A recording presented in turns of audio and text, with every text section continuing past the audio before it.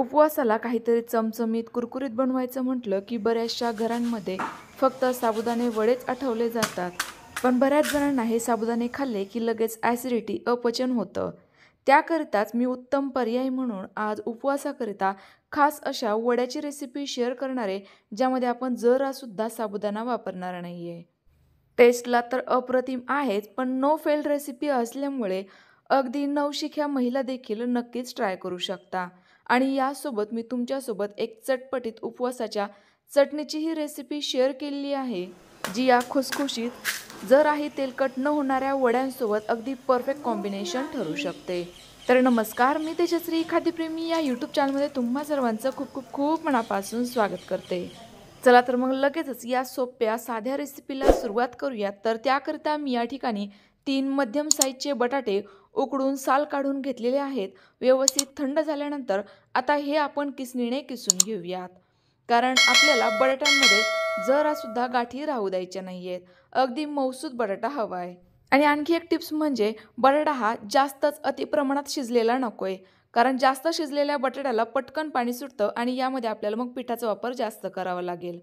आता 4 हिरव्या मिरच्या मी मिक्सरला फिरवून घेतल्या, पण हिरवी मिरची नको असल्यास लाल तिखटही वापरू शकता. आता घालूयात अर्धा चमचा जिरे. जर तुम्ही उपवासाला जिरे खात असाल तरच वापरावे, नसेल तर स्किप केले तरी देखील चालेल. चवीनुसार मीठ, अर्ध्या लिंबाचा रस आणि अर्धा चमचा साखर घातली. लिंबाचा रस आणि साखर घातल्यामुळे वड्यांना छान अशी चटपटीत टेस्ट येते. सोबतच घालूयात 1 ते 2 चमचे तेल. तेल नॉर्मल टेम्परेचरवरच वापरायचं, यामुळे वडे जराही तेलकट न होता छान असे खुसखुशीत बनतात. आता यामध्ये गरजेनुसार थोड्या प्रमाणामध्ये वरईचं म्हणजेच भगरीचं पीठ मिक्स करूयात आणि व्यवस्थित असं मळून घेऊयात. यामुळे बटाटा आणि पीठ एकजीव होईल. तर या ठिकाणी वापरलेलं वरईचं म्हणजेच भगरीचं पीठ तुम्ही घरीच मिक्सरला फिरवून घेतलं तरी देखील चालणार आहे, कारण एकदम व्यवस्थित अशा बारीकच पीठ वापरावं अशी काही गरज नाही आहे. याचसोबत जर तुमच्याकडे उपवासाची भाजणी घरामध्ये बनवून शिल्लक असेल तर ती देखील तुम्ही या ठिकाणी वापरू शकता. तर बघा, अगदी थोडीशी बटाट्याची या मिश्रणामध्ये गाठ होती, ती मी हाताने फोडून घेतली आहे, कारण जर बटाट्याच्या थोड्याफार गाठी शिल्लक राहिल्या तर आपले वडे तेलात गेल्यानंतर फुटू शकता. ही महत्त्वाची टिप्स लक्षात ठेवायची.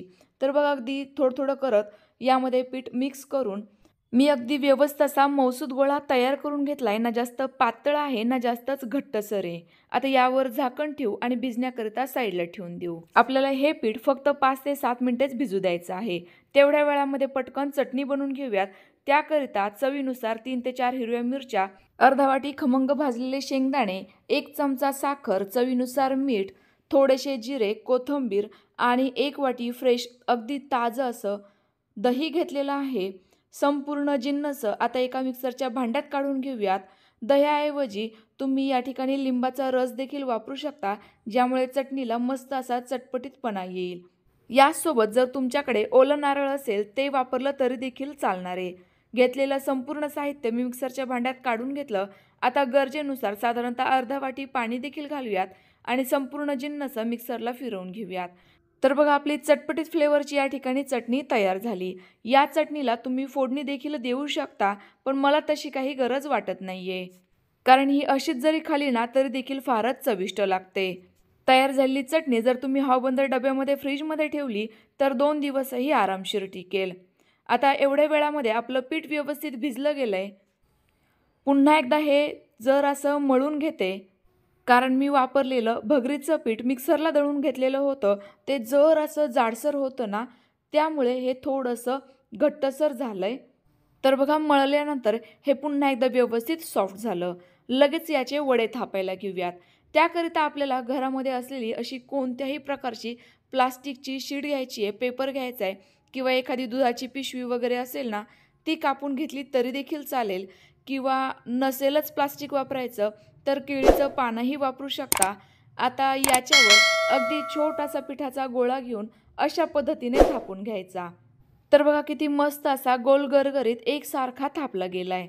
जर तुमच्या या वड्यांना खूपच जास्त चिरा जात असेल तर एक तर तुम्ही घातलेलं वरईचं पीठ खूपच जाड दळलेलं वापरलं असेल, किंवा मग हे मिश्रण जास्तच घट्टसर झालं असेल, तर त्या अंदाजाने तुम्ही मिश्रण ॲडजस्ट करून घेऊ शकता. तर बघा, अति प्रमाणात जाडही नाही आणि अतिच प्रमाणात पातळही नाही, असा मध्यम स्वरूपाचा वडा थापल्यानंतर लगेच हा कडकडीत गरम तेलामध्ये सोडायचा आहे. गॅसची फ्लेम मध्यम ठेवायची, ज्यामुळे हा खमंग आणि खुसखुशीत होतो, लवकर नरम पडत नाही. तेल आपलं छान असं गरम असल्यामुळे आता हा आपला वडा बघा तेलात सोडल्यानंतर काय मस्त असा टम्म फुलून वर आलाय.